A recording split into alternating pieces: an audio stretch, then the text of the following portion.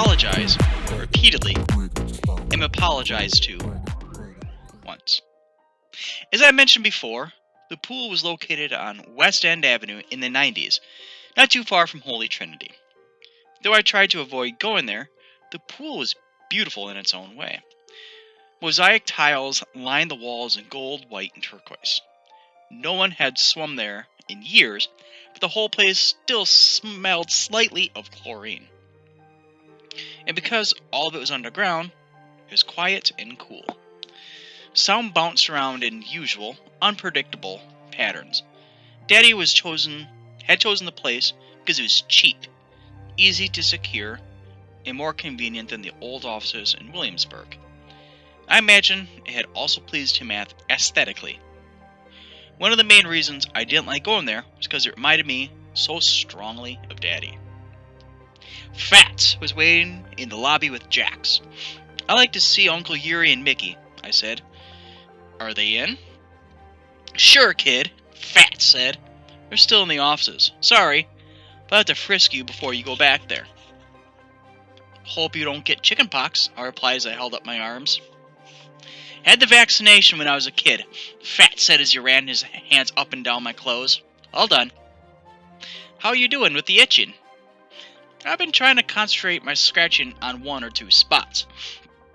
I had this theory that I scratched the heck out of one, I'd barely even notice the others." "Yeah," said Fats. "How's that working for you?" "Not great," I admitted. I noticed that Jax hadn't said anything since I come in. This silence didn't seem like him, and I was reminded of what Yuji Ono had said about Jax being an unhealthy influence on my brother. "Hi, Jax," I said. "Nice to see you, Annie," Jax said. "So," I said, "what happened with Leo today, anyway?" "I heard you were there with him at the time." Jax ran his fingers through his hair several times. "You know your brother better than anyone. Sometimes stuff sets him off. I think he was sad over your grandmother, so he took it out on Mickey." "But why Mickey? Why not you?" I persisted. "Weren't you closer by?" "Christ, Annie, I don't know. Mickey's an ass. Maybe he looked at Leo funny. Who the hell knows? I'm not my brother's keeper, or your brother's either." Jax turned to Fats. "Is it okay I go now? I'm starving." Fats nodded. "Yeah, but I got to get back to my establishment by 8, so don't go too long." Jax turned to me before he left. "Sorry if I was short with you, Annie. Got a lot on my mind." "Don't mind him," Fats said. "I think he's got his period." Fats pointed me toward the back. "You better get going if you want to talk to Mickey and Yuri." Yuri's office was in the heart of the locker room. The whole front of the office was a glass window. This window, in combination with a large convex mirror in the upper corner of the wall, made it easy to see who was coming or going, no matter where you stood in the office. Consequently, I didn't have to knock on the door. I was just waved in. "Annie!" Uncle Yuri said, rising to greet me. "Good to see you. We missed you at Glena's wake today. But I can see from your face that you are still unwell." "I'm mainly better," I assured him. I kissed him on both his cheeks because that was the protocol. "Hello, Anya," Mickey said. Mickey was lurking in the corner of the room. I could see that he had a light bruise on his cheek. What he had done to Leo had been much more severe. "You should be in bed," Uncle Yuri said. "What takes you from your bed, little Annie?" "I'm here to apologize for my brother," I said. "Leo doesn't always think before he acts. I believe he was just emotional from the wake." "Don't trouble yourself, kid," Uncle Yuri said. "We know that Leo is..." He searched for a word. "Sensitive. But we love him here." I looked over at Mickey to see if he felt the same way. "I want you to know that I didn't do anything to provoke him," Mickey said. "And I feel awful about hitting someone. Now it is Mickey's turn to search for a euphemism for my brother. Like him. It's below me. Now kiss your cousin and make up. Uncle Yuri instructed Mickey. I've not had chicken pox yet, Mickey said. No offense, Anya. Vaccines don't always work. None taken, I assured. Did you have a nice honeymoon, I asked. We didn't go on one. I couldn't leave work, Mickey said. Yuji Ono was in town, breathing fire down my neck. And we're still dealing with fallout from the free toxin poisoning all these months later. If you can believe that. Did you ever figure out who did it? Mickey shook his head. Some of us are starting to suspect it was an inside job. Enough business talk, Yuri said. Annie doesn't want to hear this. I nodded and turned to Yuri.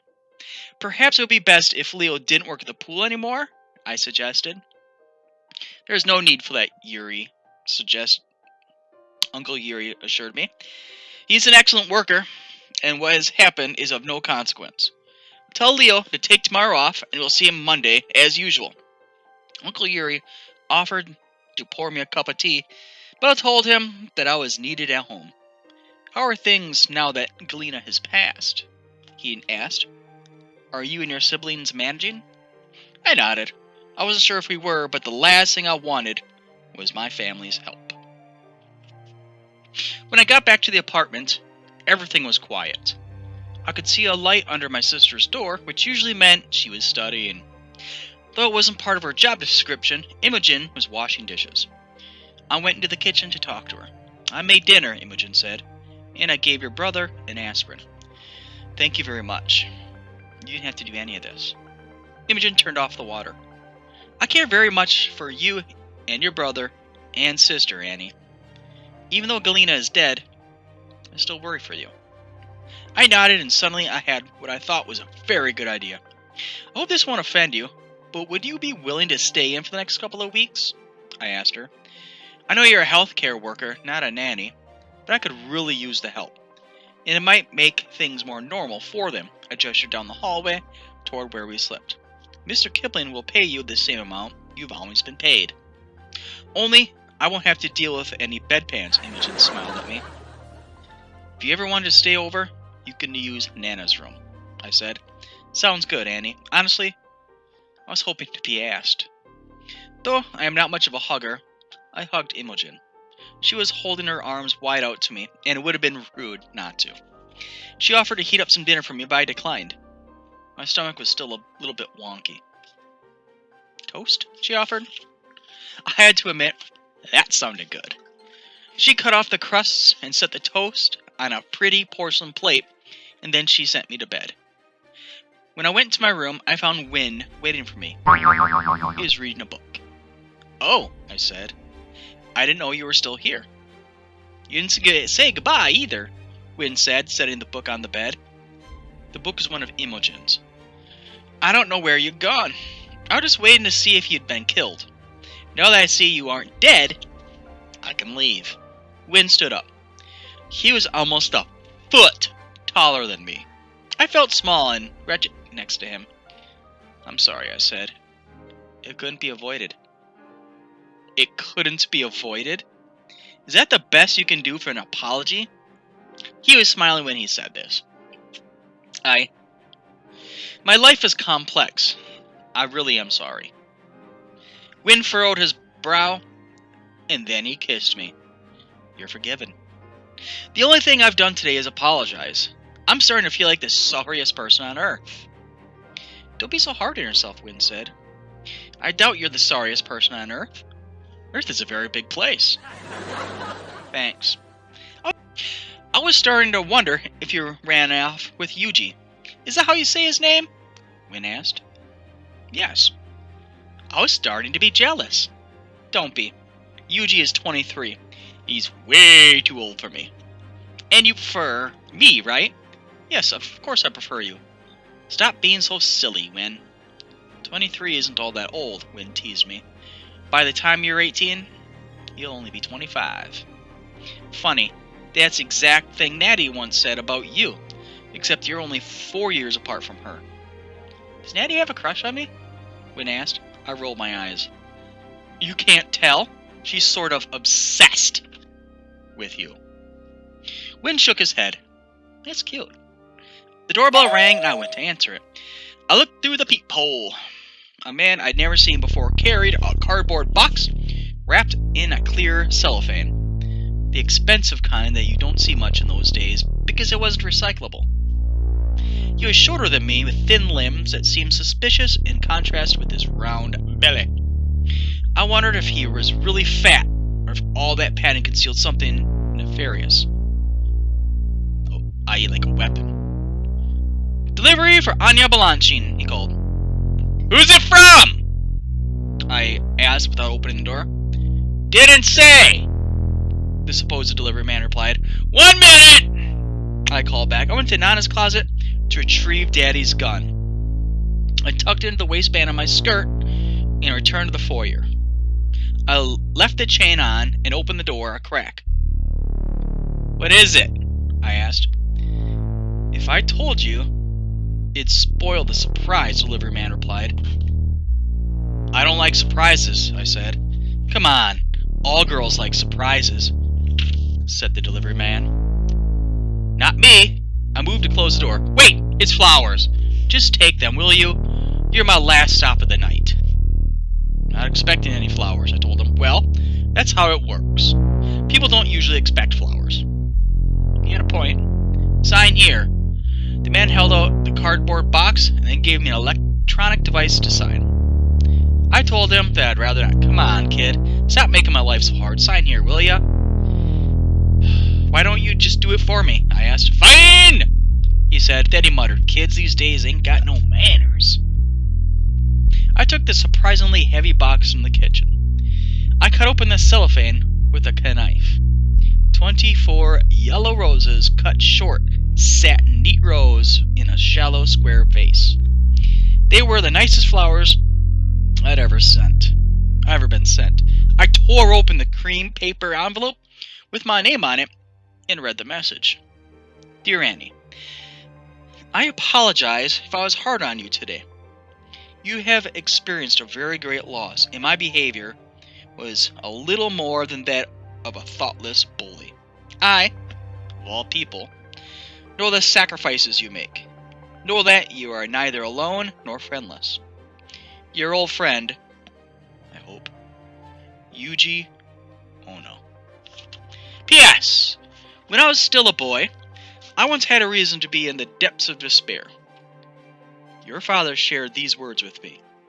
Our deepest fear is not that we are inadequate, but that we are powerful beyond measure. These words have always stayed with me, which is why I now pass them on to you. P.P.S. One of these days, perhaps you will have the opportunity to return to Kyoto." In order to fit it all on that card, the writer had to make his letters small and precise. Though I couldn't be sure, I thought it was Yuji's own handwriting. He could have stopped at the florist on the way to the airport, and this, along with the formal wording, were very great signs of respect to me. Beyond that, there is the gift of hearing something my father had said. I could hold on to that long after the flowers had died. I bent down to smell the roses. The scent was clean and peaceful, suggesting a place I had never been, but would very much like to visit someday. I not particularly care for flowers, but these were, I had to admit, these were lovely.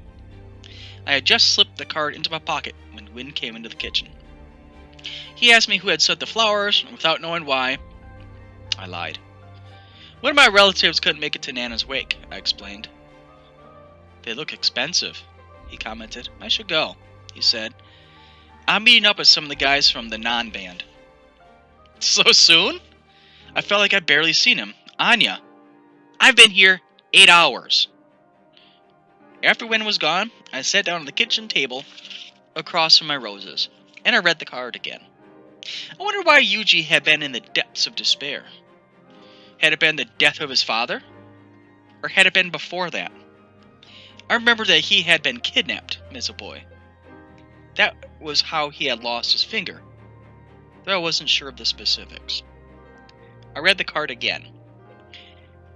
Is it going too far to say that this card made me feel seen? I had spent so much of my life trying to keep us unseen, i.e., alive and well. Yet someone had guessed. Someone had seen. someone had apologized to me. And not just anyone, but someone uniquely positioned to know how things stood, who knew the game from the player side. Someone who had suffered as I had. I was not alone. I slipped the card back in my pocket, and then I went to Nana's room to return the gun to her closet.